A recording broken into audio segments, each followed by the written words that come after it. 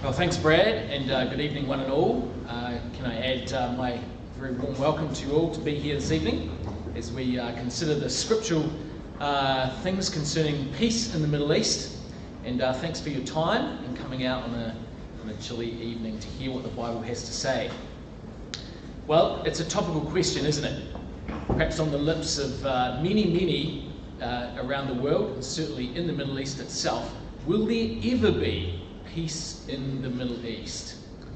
We're about 18 months on, as you will be well aware, from October the 7th, 2023, the tragic day when Hamas attacked Israel and abducted citizens, killing around 1,200 Jews and thrusting the Middle East into, well, what is probably its most bitter period of conflict for decades. And as we sit here tonight, around 50,000 people have lost their lives across both sides of this conflict. Around maybe 120,000 wounded. About 2 million Palestinians displaced. The area of Gaza is completely wrecked. This is a human tragedy on a giant proportion, by anyone's reckoning. It's a conflict that has gripped the attention of the world, and as it develops, the conflict between Israel and Hamas is extending into Lebanon and Hezbollah and Iran. Peace in the Middle East seems further away, doesn't it, than it ever has been. Both sides are becoming more and more bitter, more and more entrenched, more and more determined and divided. Is there an answer? Is there an answer to the Middle East question? So we want to discuss this in the Bible's perspective over the next 35 minutes or so. Well, I want to start with a disclosure tonight, and Brad's already said as much, and it's this. As Christadelphians, we have no political allegiance or agenda. We definitely don't condone the Palestinian violence or terrorism of Hamas. We don't necessarily condone Israel's brutal reprisal tactics either. We are unashamed Bible students, and we approach this subject purely from a biblical perspective and interest. So tonight, as Brad has said, is not a political or nationalistic lecture or address where we support only one side politically. In fact, we're going to see tonight that the Middle East is not a problem that actually is going to be solved by politics. It is not solvable by man's politics anyway. The truth of the matter is that October 7th and the latest conflict that has embroiled the Middle East is just the latest in a long list of conflicts over the last 80 years or so in the Middle East between Jews and Arabs, centered mostly, of course, over ownership of the Holy Land. Continuous tension. So let me just take you on a 10-minute journey, if you will, a potted history, if you like, of the last 80 years, just to bring ourselves up to speed with what has been happening in the Middle East. In 1948, it was on May the 14th, actually, the State of Israel was declared. And on that day, the next morning actually, 5 Arab nations invaded the new state of Israel, 1948, and the War of Independence broke out. Israel had to defend its borders on 5 different sides. The day became known to the Arabs as Nakba, which means catastrophe. The start of the nation of Israel was a catastrophe, they said, for the Arab nations. Well, there was 10 months of fighting back in 1948 and spilling over into the start of 1949, the War of Independence, as Israel defended its own borders for the first time. The death toll, 26,000 people. Well, it was about 8 years later that there was the Suez Crisis in 1956. Egypt closed the Suez Canal, not just to Israel, but to all international transport and travel. So this was a global crisis. On the 29th of October, Israel invaded the Sinai Peninsula, supported by Britain and France, and they managed to take the Suez Canal back. It was pretty messy diplomatically, as you can imagine, because France and Britain were giant powers in Europe, and Egypt was really blocking their international trade. It lasted 9 days, and the death toll in 1956 was another almost 3,500 dead. We wind on just a few more years, maybe another 11 years, and we come to the Six-Day War. In June, Egypt was going to close the Suez Canal again, and Egypt, Syria and Jordan started amassing troops on Israel's borders. Israel decided to act preemptively, and they struck on 3 fronts simultaneously. If you know anything about the Six-Day War, it was a master of military operations from the Jewish perspective. They bombed all of the Arab air forces, destroyed all of their air forces and most of their tanks in just a couple of days, and managed to take back the Sinai Peninsula to the south. They took the Golan Heights to the north of Israel, and they also captured the West Bank, which is in the middle of Israel territory, and most importantly, the city of Jerusalem came back under Jewish control. It had been lost for almost 2,000 years. This was a day where, while almost miracles seemed to happen from a Jewish perspective. They said bullets went around corners. The death toll over the Six-Day War, almost 20,000. Only about 6 or 7 years later, we have the Yom Kippur War in 1973. An Arab coalition attacked on the 6th of October 1973 on what's called Yom Kippur, the Jewish Day of Atonement, the most holy day in the Jewish calendar. And the Arabs took Israel completely by surprise. They attacked out of nowhere, and Israel was left reeling initially before they managed to regain control of the situation. The war lasted 3 weeks, and the United States had to step in to supply military supplies and weapons. And finally, the Jews were victorious, but another 17,500 people lay dead. In 1982, there was the Lebanon War.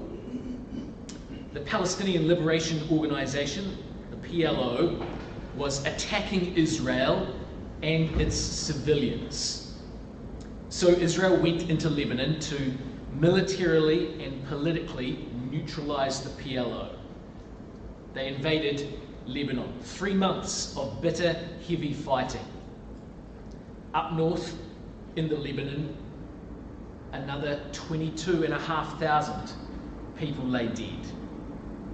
Just 5 years later, in 1987, we have the first and the second intifadas. Intifada just means uprising or rebellion. There were protests everywhere from Arab groups and Arab people. Riots, Molotov cocktails, suicide bombings of civilians.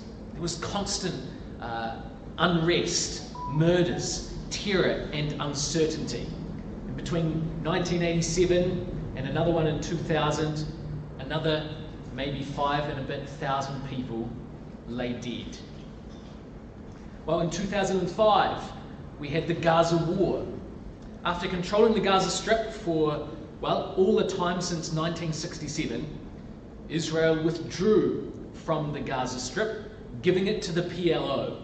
Prime Minister Ariel Sharon in 2003 proposed giving it back to the Arabs as, well, a goodwill gesture to pander, if you like, to international pressure. Well, that incited a lot of violence from both sides. The Jews were not happy that the Gaza Strip was being given back, and the Arabs were not happy for only getting what they did. There was fierce conflict between Jews and Arabs, and a lot of blood was shed. 1,400 people at the end of that lay dead. Well, that brings us to 2023 and the Hamas attacks, which of course is ongoing, and as you may have read in the news recently, Israel is forging ahead with its plans to clear up Gaza even more. Currently, as we've said, the death toll is, well, by latest counts, just over 50,000 dead. So what I want to just impress upon you as we begin tonight is, as we look at the last 80 years, conflict in the Middle East is no new thing. This is just par for the course, if you like, for the last 100 years. There has been a major conflict in this area of the world roughly every few years. So where does this conflict come from? Why is there so much unrest and everybody's unsettled? Well, we really need to turn to the scriptures for our answer. And I just want to take you through very briefly a very simple family tree, because you may not have heard of these people, but this lies at the very root of the conflict in the Middle East. The origins of this conflict lie in this family tree, and in particular the family tree of this man here, Abraham. If we go down just one generation from Abraham, who had two brothers, Haran and Nahor, we find that Abraham himself had two sons. Ishmael was his oldest son, and Isaac was his youngest son. Isaac, you may be aware, Abraham, Isaac, and Jacob, who we're going to see in a second, right here, are the forefathers of the Jewish nation.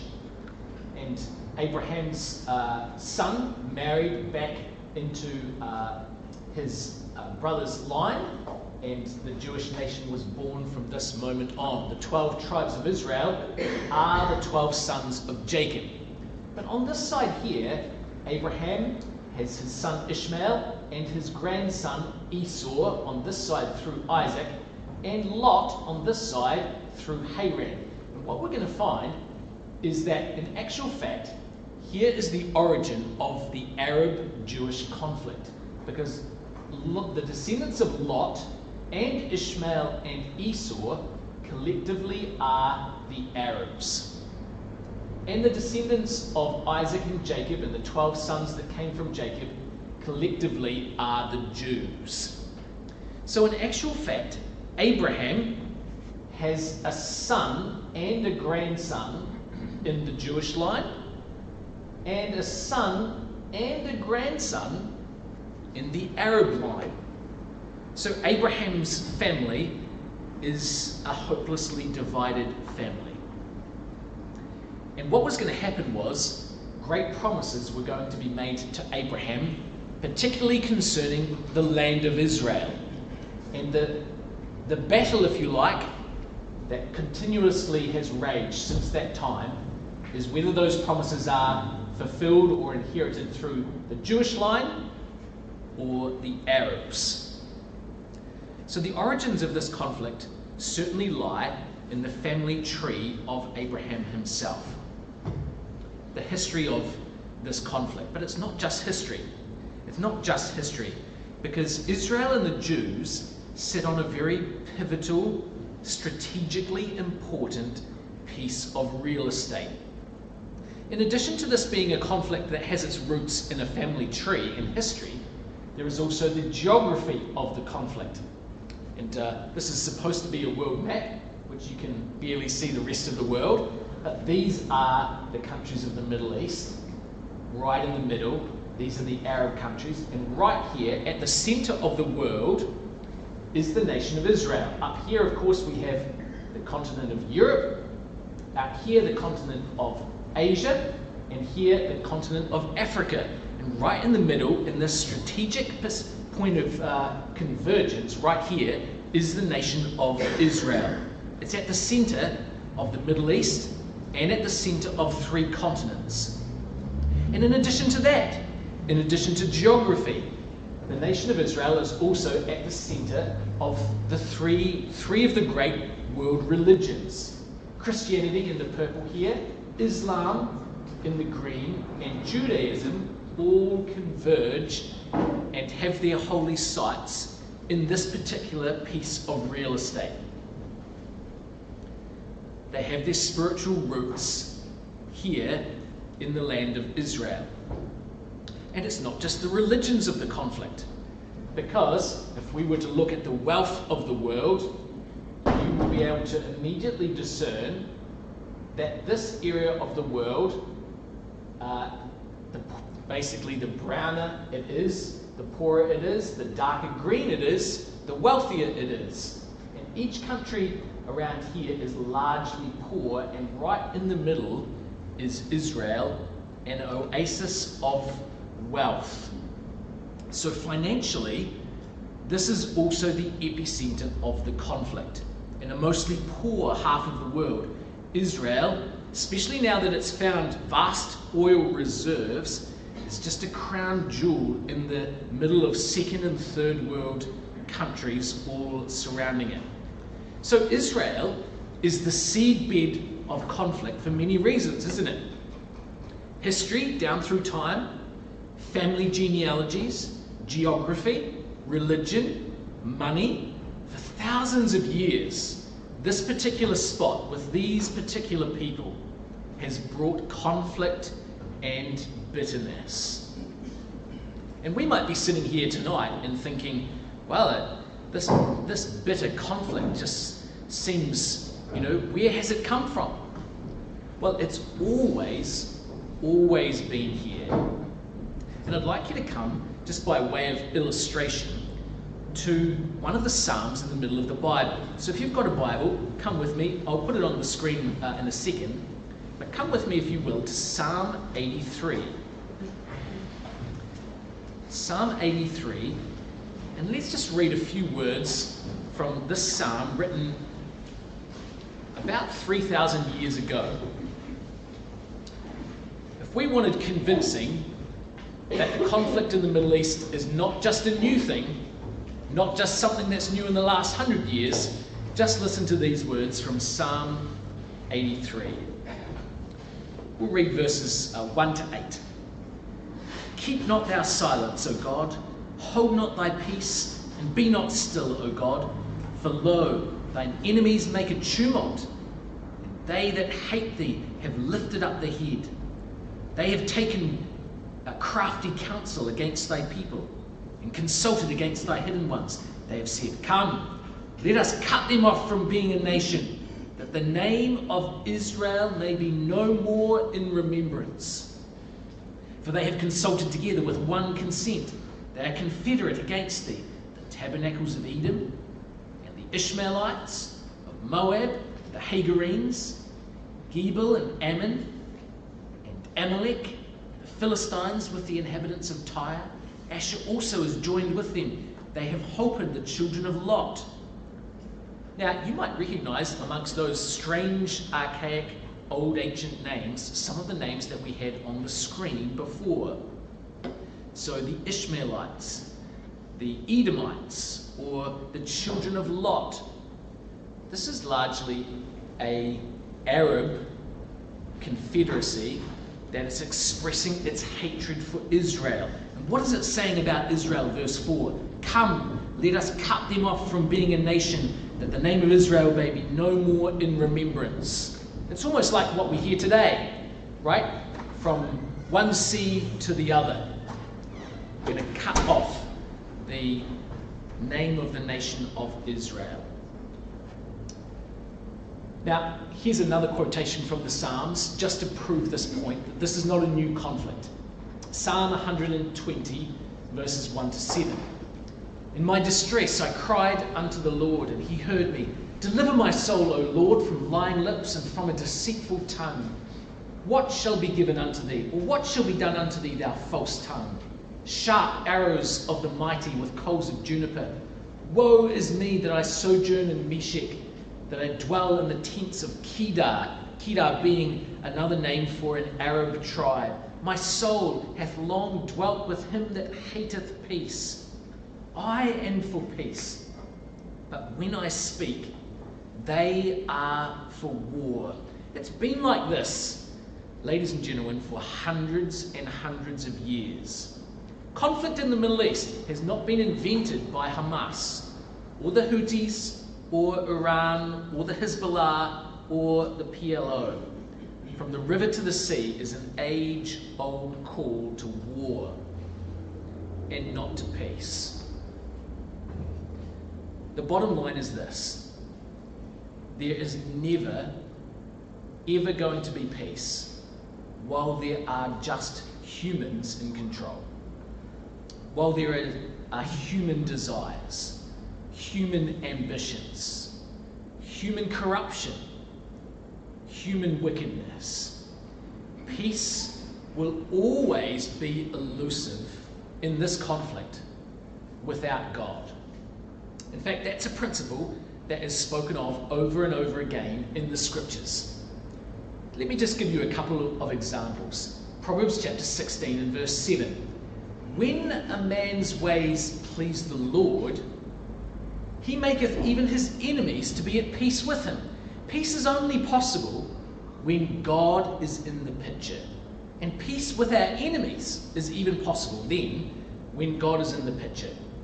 Or Isaiah 57, I create the fruit of the lips. Peace, peace to him that is afar off, and to him that is near, saith the Lord. And I will heal him. But the wicked are like the troubled sea, when it cannot rest, whose waters cast up mire and dirt. There is no peace, saith my God, to the wicked. Peace will always elude humans when God is absent from the picture. There is no peace, saith my God, to the wicked.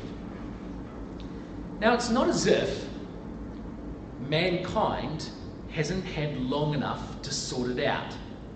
And it's not as if nobody's been trying. Let me just tell you what's been happening in parallel to those 80 years of conflict that we just looked at before. Because we saw the War of Independence, the Suez Canal, the Six-Day War, the Yom Kippur War, the Lebanon Wars, the Intifada, the Gaza War, the Hamas War. Every 10 years or so, a big conflict in the Middle East. What's everyone been doing about this? Well, the answer is no one's actually been idle. Because in 1947, we had the UN Partition Plan. It was only one plan of many to solve the problem of the Middle East question, to divide up the land of Israel between Arabs and Jews. In 1967, just after the Six-Day War, there was the UN Resolution 242 and the Allen Plan to bring peace to the Middle East after the conflict of the Six-Day War. In 1973, there was the Geneva Conference. In 1978, with Jimmy Carter, the President of the United States, there was the Camp David Accords. We're coming into our time. Some of you will remember these things. The Madrid Peace Conference of 1991. The Oslo Peace Accords 1 and 2, 1993, 1995. President Bill Clinton. Or the Roadmap for Peace 2003 with President George Bush. Or President Trump, the Abraham Accords in 2020. It's not as if, ladies and gentlemen, it is not as if no one has been trying. The world's leaders, every second American president, have all had 80 years to fix it. 80 years to bring peace in the Middle East. Everyone's been trying to solve the Middle East question, and with absolutely no results. In fact, not only has no one succeeded, but it seems to be getting worse. The sides are becoming more and more entrenched. Jews are more and more Jewish. Arabs are becoming more and more entrenched in their ways. Kids are growing up with carefully indoctrinated generational hate. Who can broker a lasting agreement when there are such intractable opinions, such inveterate hatred, such unchangeable worldviews on both sides? And the answer is, ladies and gentlemen, it's not going to be President Trump or anyone who's ruling any government of this world or anyone in the future. who belongs to the United States and who dreams of world peace in the Middle East. The only answer is God to solve this mess. Peace, you see, needs a divine solution. This is what Isaiah 9 has to say. Listen to these words and see how much hope is in these words from Isaiah. For unto us a child is born, unto us a son is given, the government shall be upon his shoulder. His name shall be called Wonderful, Counselor, the Mighty God, the Everlasting Father, the Prince of Peace. Of the increase of this man's government and peace, there shall be no end, upon the throne of David, upon his kingdom, to order it and to establish it with judgment and with justice from henceforth, even forever. The zeal of the Lord of hosts will perform this. This is God's promise to us. Man cannot solve this problem, but God has absolutely given his word that his zeal will perform these things. He will bring peace that will never end. Someone sitting upon the throne of David, bringing justice and judgment forever. Peace. The Prince of Peace.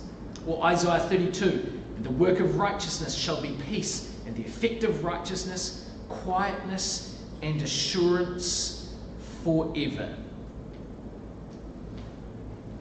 Peace, you see, is just what the scriptures promise. And not just peace, but a lasting peace. Peace forever. And do you know, it can only be peace forever because the man who is coming, this man who is going to have the government upon his shoulder, who is the Prince of Peace, he is going to come back to the earth and bring peace. He's going to live forever. The only way you can bring a peace that lasts forever is because you live forever, and he can guarantee lasting peace because he's going to last forever himself. And do you know, when he comes, he's going to sort out the Jewish-Arab controversy once and for all. Remember this family tree? Well, when Jesus Christ comes back, immortalized, he is going to be with Abraham, who was his great-great-great-great-great-great-grandfather. When he comes and he has Abraham with him, God's solution is going to be for Jesus Christ to sit down with both of these two sides, with their father, and to discuss these things together. Both these nations that came from Abraham, Jews and Arabs, and Jesus Christ is going to bring peace and blessing to both sides. Because you see, although the hope of the Bible is a Jewish hope, and although Jesus Christ was a Jew, actually the Bible promises great blessings for both Jews and Arabs in Jesus Christ. I want you just to look at this. We saw before that the descendants of Abraham on this side, the Arabs, Ishmael, Lot and Esau, are in antagonism to Isaac and Jacob, the Jews, on this side. Now just look at how fair and good God is. This is the blessing that was given to Ishmael, the Arabs, in Genesis 17 and verse 20. Let me read it out for you. And as for Ishmael, I have heard thee. Behold, I have blessed him, and will make him fruitful, and will multiply him exceedingly. 12 princes shall he beget, and I will make him a great nation. That's God's promise to the Arabs. And do you know, he promised the same to Isaac and to Jacob. This is what he says to Jacob in Genesis 28, verses 3 to 4. And God Almighty bless thee, make thee fruitful, multiply thee, that thou mayest be a multitude of people, and give thee the blessing of Abraham to thee and to thy seed with thee. And Jacob was going to have, why, 12 sons, 12 princes of the tribes of Israel. See what God's doing? He's absolutely fair. He has a solution for both sides. Both sides are blessed. That's God's promise, to bring Jesus Christ back to the earth and to solve the Middle East conflict by blessing both Jews and Arabs, because they are both seed of Abraham through the work of Jesus Christ. And you know, it's funny, you suddenly care a lot less about land and titles and money and who owns what territory when everybody's living forever. See how that solves the problem? It doesn't really matter who owns the land, how much you sell it for, how much it's worth, if you're all living forever. And this is God's solution, because Jesus Christ is coming not just to bring peace, he is coming to bring salvation. Peace is God's solution, and it's his solution through saving people. Look at these words from Ephesians chapter 2. It's the New Testament, and it's talking about salvation in Jesus Christ. But now in Christ Jesus, ye who sometimes were far off are made nigh by the blood of Christ. For he is our peace, who hath made both one, and hath broken down the middle wall of partition between us, between Jews and Gentiles. He's abolished in his flesh the enmity, even the law of commandments contained in ordinances, for to make in himself of twain one new man, so making peace, and that he might reconcile both Jews and Gentiles unto God in one body by the cross, having slain the enmity thereby, came and preached peace to you that were afar off, and to them that were nigh. Colossians is going to say, and having made peace through the blood of his cross, by him to reconcile all things unto himself. Peace comes the moment people are saved. And this is the promise of God. Not just peace in the Middle East, but salvation to the world. That's the great promise of the Scriptures. Well, if you're still in Psalms, maybe you are, Psalm 83, just come back a few pages, if you will, in conclusion to Psalm 72. Because Psalm 72 is going to be all about this Prince of Peace, the King's Son. The government will be upon his shoulder. And let's just read of this one who will bring peace. It's really a prophecy or a promise of Jesus Christ. Psalm 72, and let's just read a few verses. Verse 1. Give the king thy judgments, O God, and thy righteousness unto the king's son. He shall judge thy people with righteousness, and thy poor with judgment. Verse 7. In his days shall the righteous flourish, and abundance of peace, so long as the moon endureth. He shall have dominion also from sea to sea, and from the river unto the ends of the earth. They that dwell in the wilderness shall bow before him, and his enemies shall lick the dust. The kings of Tarshish and of the isles shall bring presents. The kings of Sheba and Seba shall offer gifts. Yea, all kings shall fall down before him. All nations will serve him. This is talking about a time of universal government, the coming of Jesus Christ back to the earth. And did you notice that in verse 7, peace that's going to be as long as the moon endureth includes the Arabs. Verse 10, Sheba and Seba are Arabian tribes. This is the promise of the Scriptures. Will there ever be peace in the Middle East?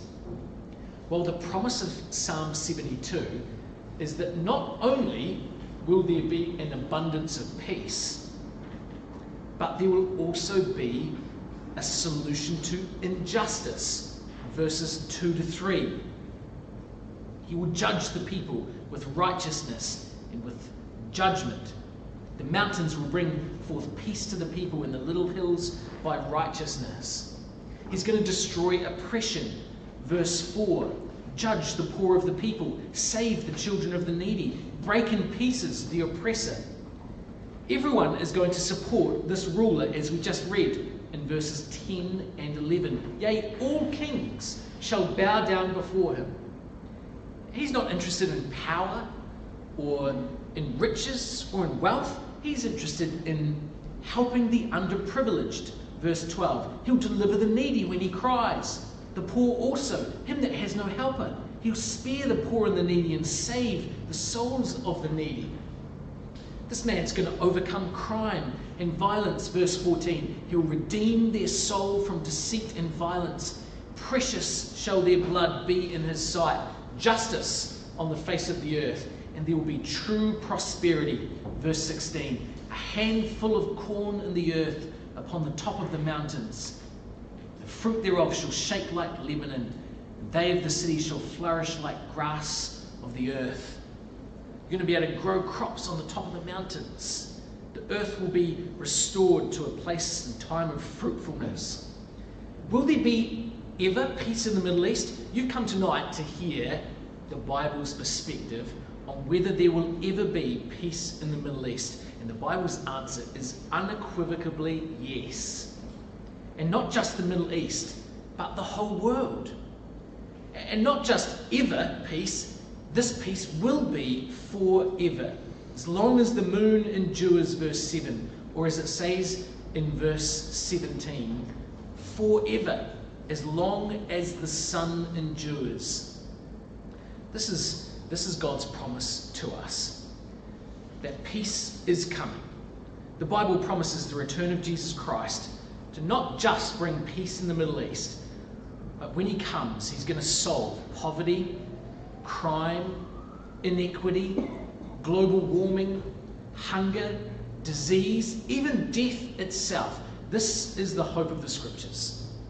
The return of Jesus Christ to the earth to set up God's kingdom and his peace that will last forever. The world, ladies and gentlemen, is full of unsolvable problems. You only need to read or watch or listen to the news to despair at the mess the world is in. The older you get, the worse it seems to get. The world is full of unsolvable problems, and the tangled web, the vexed question of the Middle East, is just one of those huge problems that is unsolvable. But do you know, ladies and gentlemen, we have not been abandoned by God. Every problem, every crisis, every human dilemma has a divine answer. God has a wonderful and unimaginably amazing plan for this earth, and we would love to be able to share that with you. Peace in the Middle East? Absolutely. But the answers to everything else as well, all the other problems of this world, are also going to be solved at the coming of our Lord Jesus Christ and his kingdom. Thanks again for your attention. It was wonderful that you could come and share tonight with us. Hopefully we've piqued your interest a little in these things from the Bible's perspective. And as Brad said at the start, if you have any questions, we'd love to chat to you afterwards over a cup of tea.